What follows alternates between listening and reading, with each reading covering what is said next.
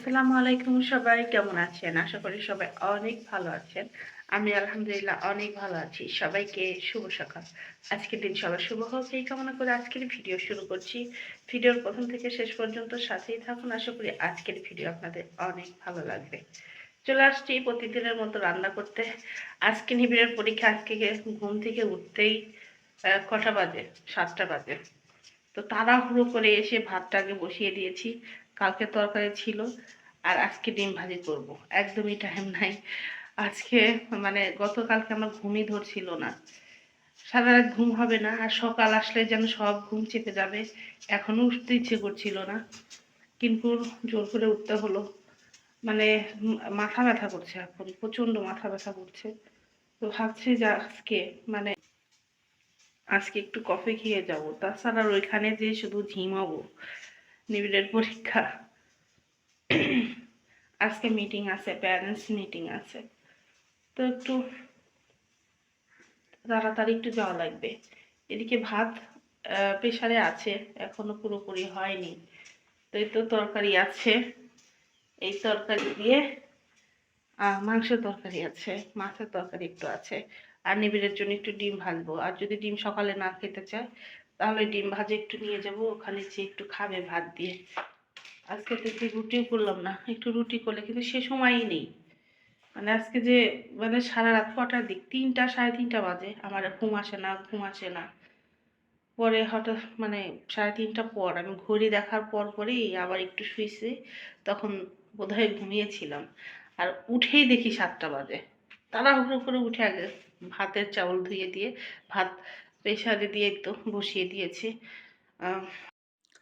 এই তো অলরেডি ভাত আমার হয়ে গেছে, প্রেসারে বসে আছে। এখন নামাবো। এদিকে নিবিড় তো ঘুম থেকে উঠেই নি, ওকে তাড়াহুড়ো করে তুলতে হবে, তাছাড়া আর হবে না। আর মাত্র আধা ঘন্টার মতো সময় আছে। এখন খাবো, নিজে রেডি হব, নিবিড়কে রেডি করব। আমি জানি না আজকে বাস ধরতে পারবো কি না, আমার তো মনে হচ্ছে না ধরতে পারবো, তবুও একটু তাড়াতাড়ি করছি যাতে করে আমার ১০০টা টাকা আমার বেঁচে যায়। কারণ এখান থেকে যেতে অন্তত যদি তাড়াহুড়ো করে যেতে চাই, কারণ নিবিড়ের পরীক্ষা ৯:৩০টার মধ্যে ওর পরীক্ষার খাতা দিবে। তো আমার তো সিএনজি রিজার্ভ যেতে হবে, আর রিজার্ভ গেলে তো ১০০ টাকা লাগবে। তেমন একটা দূরে না, ৬ কিলোর মতো, কিন্তু এই ৬ কিলো রাস্তাতে আমার প্রায় ১০০ টাকা নিবে।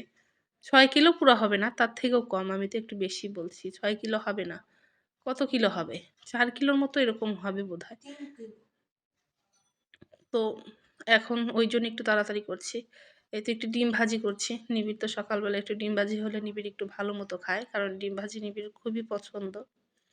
যার জন্য একটু ডিম ভাজি করলাম, যাতে ও বায়না না ধরে, কারণ গত রাত্রে তরকারি সকালেও একদমই খেতে চাবে না, বাসি তরকারি। যার জন্য ডিমটা একটু ভেজে নিচ্ছে, যাতে খাওয়ার সময় একটু ঝামেলা না করে। এদিকে আমি মেডিসিন খাওয়ার কথাই ভুলে গিয়েছিলাম, এখন খেয়ে নেব। আর এই তো মেডিসিনটা অলরেডি আমি খেয়ে নিয়েছি। খেয়ে দিয়ে সোজা চলে আসছি নিবিড়কে রাখতে। আজকে প্রচণ্ড ঠান্ডা পড়েছে, আর নিবিড়কে দেখতেই পাচ্ছেন কম্বল দিয়ে একদম জড়িয়ে লেপ দিয়ে শুয়ে আছে। তো নিবিড়কে আলাদা একটু লেপ দেই, কারণ মানে এত নড়াচড়া করে, আমি নিজেও করি।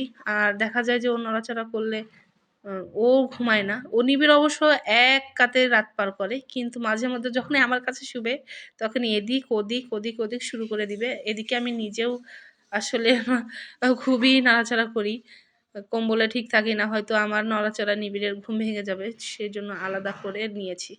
তো কম্বল আছে, ওটা একটু ধুয়ে নিতে হবে, কারণ আমার না ধুয়ে কম্বল ব্যবহার করলে তো হাঁচির উপর হাঁচি উঠবে। যার জন্য ওটা এখনো বের করিনি। তো একটু ভালো মতো রোদ উঠলে ছুটির দিনে করতে হবে। আজকে নিবিড়ের পরীক্ষা, কালকেই নিবিড়ের ছুটি হয়ে যাবে। তো শুক্রবার আসলে ভাবছি যে কম্বলটা ধুয়ে একটু ছাদে দেব। কিন্তু ওই ভেজা কম্বল ছাদে উঠানোই আমার খুব কঠিন, কারণ কম্বল যে এত ভারী হয় ধোয়ার পরে। এখন কি করব? কেউ নেই, নিবিড় আর আমি। আর বারবার ছাদে উঠতে ইচ্ছে করে না। আর এমনিতেই তো আমার একটু ঠান্ডার সমস্যা, শ্বাসকষ্ট। আর ছাদে উঠতে নিলেই মনে হয় আমার বুক ভারী হয়ে যায়, হাঁপিয়ে যাই। আর ভেজা কম্বল তোলা তো আমার জন্য খুবই কঠিন অবস্থা। তো এই তো নিবিড়কে ডেকে দিলাম। আলো পেয়ে নিবিড় ঘুম থেকে উঠে গেল। মাশাআল্লাহ, আমার এই রুমটায় এত আলো আসে, গরমের সময় যেমনি বাতাস, অ্যাম রোদ থাকে, আর এই ঘরে তো প্রচণ্ড আলো থাকে দিনের বেলায়, খুবই আলো। কারণ চারপাশে তেমন একটা বিল্ডিং নাই, গাছগাছালি আছে, তবে একটু ছোট ছোট, দোতলা পর্যন্ত গাছের ঢোকা আর নেই, যার জন্য আলো বাতাসটা সবসময়ের জন্যই থাকে। তো এই তো নিবিড়কে একটু হাত মুখ ধুয়ে দেবো।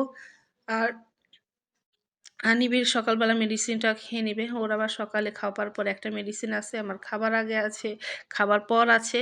ওষুধ খাওয়া আর ওষুধ খাওয়া। ওষুধ খাওয়া ছাড়া আমার যেন একটা দিনও কাটে না। ওষুধ ছাড়া চলতেই পারি না। আল্লাহ সবাইকে সুস্থতা দান করো, আমাকেও করো। আমি যেন সুস্থ হই। কারণ আমি অসুস্থ থাকলে আমার ছেলেটাও ভালো থাকবে না। ছেলেটার যত্নও কেউ নিতে পারবে না। এই তো আমি ভাতটা বেড়ে দিয়ে গেলাম। গরম ভাত নিবিড় খেতে পারে না, আমি নিজেও খেতে পারি না।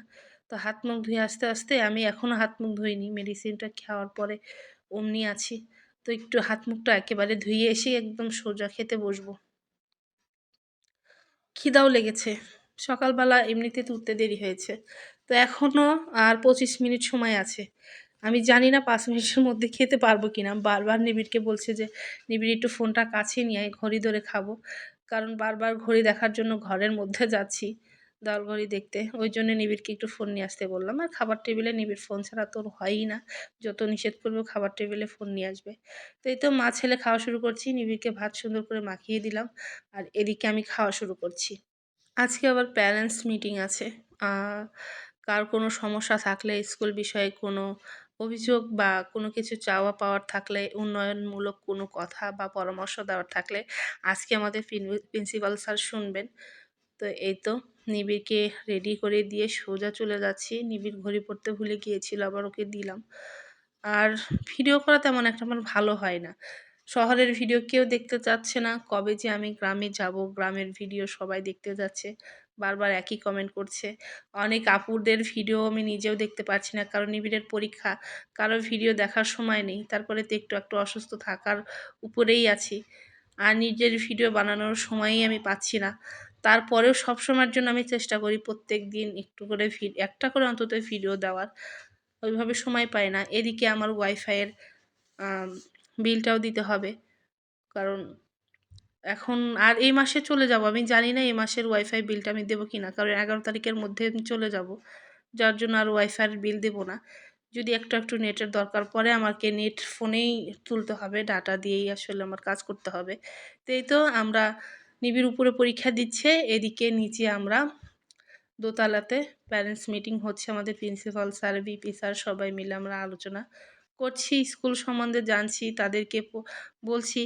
আসলে আমাদের স্কুলের সব স্যার, ম্যাম সবই খুবই আন্তরিক আর এত পরিশ্রম করে না। আসলে আমরা এখানে শুধু ছেলে মেয়েদের পড়াশোনার জন্যই আসি না। আসলে আমরা যারা আছি অটিজম সন্তানের অভিভাবক মা-বাবা, অন্তত আমাদের ৩-৪ টা ঘন্টা যে আমরা স্কুলে কাটিয়ে যাই, অন্তত আমাদের এইটুক সময় রেস্ট হয়। সবার সাথে কথন করে আমরা অনেকটা সময় গল্পগুজব করে অনেকটা সময় কাটাই। আসলেই এই স্কুলটা আমাদের জন্য অনেক উপকৃত হয়েছে। প্রয়াস আসলে খুবই ভালো একটা প্রতিষ্ঠান, শিক্ষা প্রতিষ্ঠান। আমি সৌভাগ্য মনে করি যে এত বড় একটা এত সুন্দর পরিবেশের একটা স্কুলে আমার ছেলেকে ভর্তি করে দিতে পেরেছি। এখান থেকে আমার ছেলেরা শিক্ষা নিতে পারছে। তো এই তো ক্যান্টিনের এই পাশে আমাদের অনেক বড় মাঠ। তো এই সাইডে আমাদের ছেলেমেয়ের জন্য সুন্দর করে পার্ক করা হচ্ছে, খেলার সবকিছু আ আ আয়োজন করা হচ্ছে, মাশাআল্লাহ। কাজ চলছে। এদিকেই তো পরীক্ষা শেষ, প্যারেন্টস মিটিং শেষ করে সোজা বাড়িতে এসে গোসল করে কিছু কাপড়-চোপড় ভিজে রেখে গিয়েছিলাম। সেগুলো এই সাইডে কিছু দিলাম। আর এইখানেই তো আমি গোসল করে কিছু আমার বোরখাটা ধুয়ে দিলাম। কারণ কালকে শুক্রবার, যদি একটু বাইরে-টাইরে একটু যেতে হয়। যদিও নিবিড়ের দাদু নেই। আমি তো এখানে বগুড়াতে এমন ভালো কোনো কিছুই চিনি না। আর বাইরে ওইভাবে যাওয়া হবে না। তো কিছু কাপড়-চোপড় একটু ধুয়ে দিলাম। কালকে অনেক কিছু করার আছে শুক্রবার।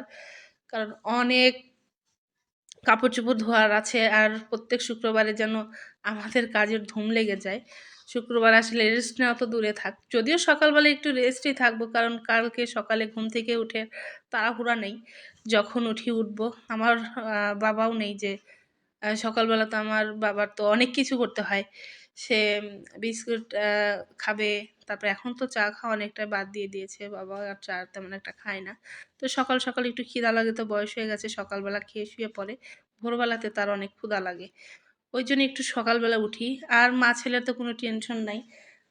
মা ছেলে একদম কালকে নাক ডেকে সকালবেলা ঘুমাবো। আমি জানি না যেদিন একটু ছুটির দিন হয় সেদিনই যেন মা ছেলের ঘুমটা তাড়াতাড়ি ভাঙে।